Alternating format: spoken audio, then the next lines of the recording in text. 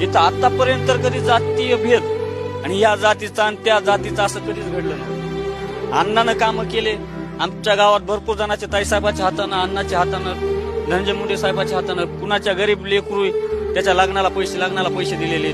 ऑपरेशनसाठी आमच्या गावातले मराठा समाजाचे खूप माझा पुतणी आहे, माझा चुलत भावाला 2.5-3 लाख रुपये लागणार होते ऑपरेशनसाठी. छातीचं ऑपरेशन होतं. ताईनंद साहेब होते त्यावेळेस. ताईनंद साहेबांना त्या ठिकाणी मदत जाऊन स्वतः साहेब ताई दवाखान्यात गेले.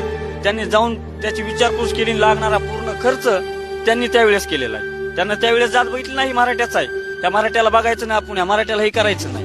आम्ही सर्व एकमतानं राहणारे माणसं आहे. मारणारा आणि मरणारा ह्याला जात नसती. जी मेला ती कोणत्या जातीचा नाही, ती माणूस असते. आणि मारणारा कोणत्या जातीचा आहे हे बघितलं जात नसते. मारणारा हा दोषी आणि त्याच्यावर कडक कारवाई झालीच पाहिजे हे आमच्या सगळ्या परळी करायचं मत.